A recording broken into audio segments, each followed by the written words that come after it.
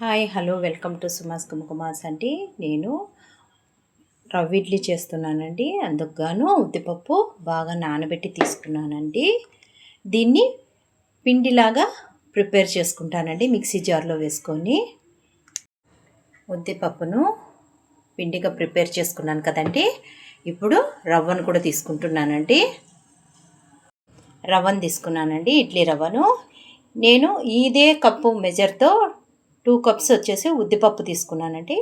Same తీసుకున్నానండి, రవ్వను కూడా 2 కప్సే తీసుకున్నానండి. దీన్ని కూడా బాగా కడిగేసి గట్టిగా పిండి ఆ ఉద్దిపప్పు పిండి పేస్ట్ లాగా ప్రిపేర్ చేసుకున్నాను కదండి, అందులో మిక్స్ చేసేస్తానండి.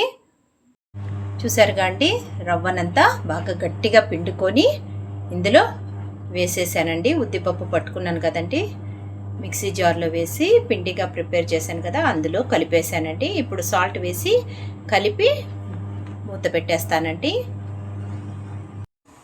నైటు రవ్వ ఇడ్లీకి పిండి ప్రిపేర్ చేసి పెట్టుకున్నాను కదండి, ఇప్పుడు తీసి పెట్టుకున్నానండి. ఈ ప్లేట్స్కి ఆయిల్ అప్లై చేసి ఇడ్లీ పిండి ఇందులో సర్వ్ చేసేసి అందులో పెట్టేస్తానండి. ఓకేనండి, ఈ రవ్వ ఇడ్లీకి నేను పచ్చి కొబ్బరి తురుము 1 కప్పు తీసుకున్నానండి. పప్పులు 1 కప్పు తీసుకున్నానండి.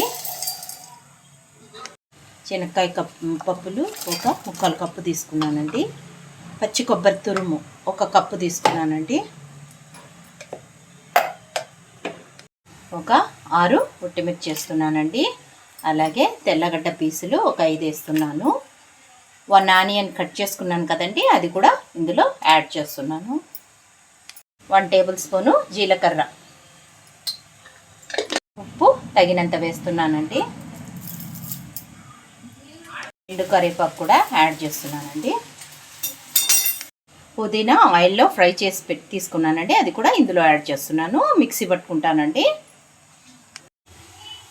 ఆ పచ్చడికి పోపు వేస్తున్నానండి. తర్వాత ఆయిల్ వేసి వేడయ్యాక తిరువాత గింజలు వేసేసానండి.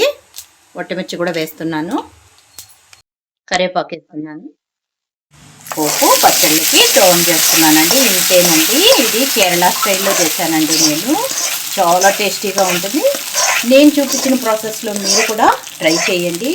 ఓకేనండి, లైక్ చేయండి, షేర్ చేయండి, కామెంట్ చేయండి. Okay, thank you.